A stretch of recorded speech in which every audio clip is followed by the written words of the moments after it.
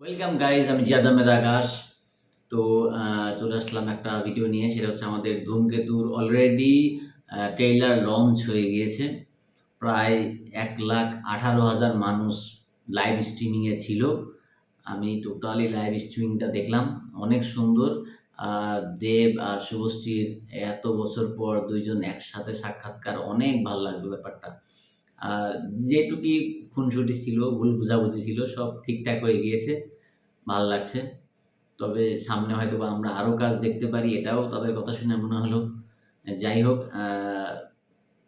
আগে এতদিন ধরে অপেক্ষা করতেছিলাম এই ট্রেইলারের জন্য। এর আগে আমরা প্রি-টিজার নিয়ে আসছিলাম। যেহেতু ট্রেইলার লঞ্চ হয়ে গিয়েছে, তো চিন্তা করলাম ট্রেইলার নিয়ে আসি, আর ট্রেইলার দেখতে দেখতে কথা বলবো, ঠিক আছে? আর ট্রেইলারটা অসম্ভব সুন্দর হয়েছে, অসম্ভব। আর যে ট্রেইলার যেখান থেকে নেওয়া হয়েছে সেটা হচ্ছে দেব এন্টারটেইনমেন্ট ভেঞ্চার। এর সোর্স লিঙ্ক আমি অবশ্যই ডেসক্রিপশনে দিয়ে দেবো। তো আসুন শুরু করা যাক ভিডিওটি।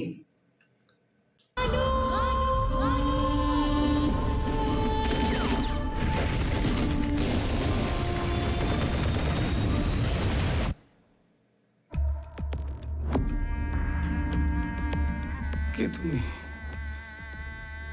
তুই কে? Bhanu! A common man always suffers. এখন মানুষ প্রতিদিন এটা সম্ভবত ইন্ডিয়ান আর্মি বেস টাইপের একটা মুভি, 100%। কারণ যে ট্রেনিংগুলা দেখাচ্ছে, চিরঞ্জিত সাহেব যেখানে আছে, উনি হয়তোবা একটা মেজর একটা রোলে হয়তোবা অভিনয় করছে। তবে স্যাক্রিফাইসের অনেক ব্যাপার-স্যাপার আছে সিনেমার মধ্যে। আসলে দেশ বাঁচাতে গিয়ে অনেক স্যাক্রিফাইস করতেই হয়। আর এই সিনেমাতে এইটাই হয়তোবা বেশি করে তুলে ধরছে, আমার যেটা মনে হচ্ছে ট্রেইলার দেখে। আসুন দেখতে থাকি। বারে বারে মরছে। রাইট, এটা বর্ডার সীমান্তে। See you. তুমি যে সে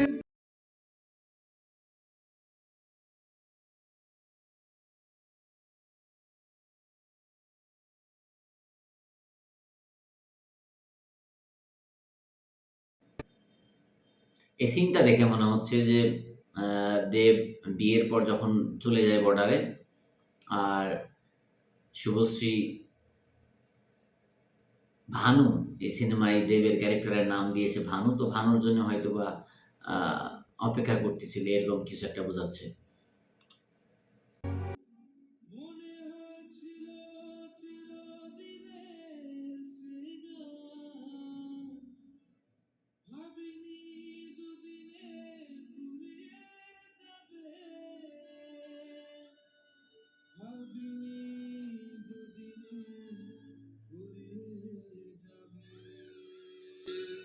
কি দিই বলতো? আমি যা চাইবো তুমি যা দিতে পারবে না। নিজের পুত্রের দেহ দাহ করে আপনার সঙ্গে আমি চা খাবো। Just go and get them!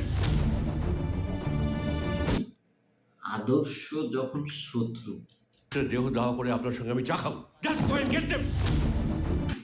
আদর্শ যখন শত্রু, আদর্শ যখন শত্রু, আদর্শ, আদর্শ মানে তো চাকরির জন্যই অনেস্টি বোঝায়। আদর্শই যখন শত্রু, অনেক কৌতূহল, রহস্যময় টাইপের সিনেমা। দেখি সামনে কি হয়।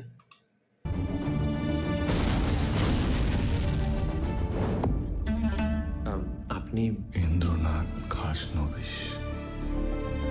সাধারণ জীবনযাপন করে আমি আমার পরিবারের একটাও দায়িত্ব পালন করতে পারিনি, কিন্তু আজ পারছি। Now kiss me. Kiss me. তুই রাজটা কি হয়ে যা? ওই জামা কাপড় কাগজপত্র মতো তোকে যদি এক্ষুনি শেষ করে দিই, কালকে কেউ টের পাবে না। তুমি কোথায় যাচ্ছ বলো তো? Don't lie to me. কোথায় যাচ্ছ?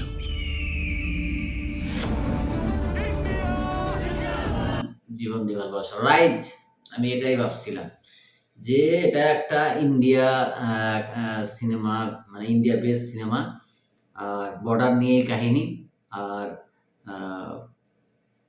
মানে সিনেমার মূল বেসটা হচ্ছে ইন্ডিয়ার মানে দেশপ্রেমের উপরে।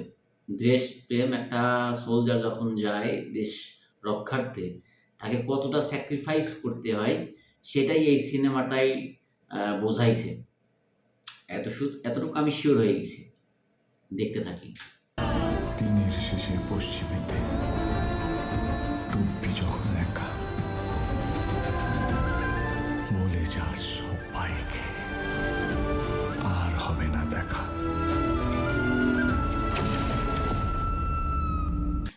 ইয়েস, দেশের জন্য এমন কিছু হয়েছে যেটার জন্য আর পরবর্তীতে সে আর ঘরে ফিরতে পারেনি, হয়তো বা এমন কোনো মেসেজ আসছে যেটার জন্য সবাই মনে মনে করছে যে ভানু দেব মানে ভানু হয়তো বা মারা গেছে দেশ রক্ষার্থে। অনেক কৌতূহল বস, অনেক অনেক অনেক অনেক। ট্রেইলারটা বানাইছে অনেক কৌতূহলী করে। এইভাবে মরে যাস না বাবু। তুই যাকে দেখছিস সেটা ভানু সিং এর ভূত, আর ভূতের কোনো মৃত্যুর ভয় হয় না। তার মানে সবাই জানে যে দেব মারা গেছে কিন্তু মারা যায়নি, ঠিক আছে? কারণ ও নিজেই বললো যে তুই যাকে দেখছিস সেটা হচ্ছে ভানুর ভূত, আর যে মরে যায় তার আর কোনো মরার ভয় থাকে না। অনেক সুন্দর স্টোরি লাইন, অনেক সুন্দর বস। আর রিলিজ তো দিচ্ছেই 14 তারিখে। আমরা তো অবশ্যই দেখব। আমরা তো দেখতে পারবো না, আপনারা দেখবেন হলে গিয়ে। আমরা বাংলাদেশ থেকে কীভাবে দেখব? তবে যাই হোক, ট্রেইলার দেখে যেটা মনে হয়েছে যে একদম টোটালি একটা দেশপ্রেম নিয়ে একটা সিনেমা। আর এই দেশপ্রেম এর জন্য একটা সোলজার তার লাইফ থেকে কি হারায়, কতটা স্যাক্রিফাইস করতে হয়, তার জন্য একটা ফ্যামিলি কতটা স্যাক্রিফাইস করে, এই সবগুলা বিষয়টা নিয়েই আসলে এই সিনেমাটা তৈরি করছে। আর অনেক সুন্দর সিনেমা, অনেক। গান থেকে শুরু করে সব কিছু, স্ক্রিন প্লে থেকে শুরু করে সব কিছু। আর সবচেয়ে বড় যে আকর্ষণ সেটা হচ্ছে এই যে 9টা বছর পরে দেব আর শুভশ্রীর একটা মুভি আসছে, এটাই একটা মহা উৎসব। আর সবচেয়ে বড় কথা বলতে গেলে পরে এই ট্রেইলার লঞ্চে 3 মিনিট 42 সেকেন্ডের একটা ভিডিওতে রোশান যেটা হোস্টিং করলো প্রোগ্রামটা, রোশানের আসলে আমাদের মনের কথাগুলাই ওই জিজ্ঞাসা করছে। আর কোনো কিছু এমনি এমনি হয় না, এটাও সুন্দরভাবে এমনির যে কারণটা এটাও দুইজনের সামনে এমনি ব্যাপারটাও তুলে ধরছে, অনেক সুন্দর লাগছে। আর মুভি 100% ব্লকবাস্টার হিট, এটা বলাই লাগে না। অনেক সুন্দর মুভি। যাই হোক, ট্রেইলার আমার কাছে অনেক ভালো লাগছে। আপনাদের কাছে কেমন লাগছে অবশ্যই কমেন্টে জানাবেন। আর যদি ভিডিও ভালো লেগে থাকে তাহলে অবশ্যই একটা সাবস্ক্রাইব করে একটা কমেন্ট দিয়ে যাবেন।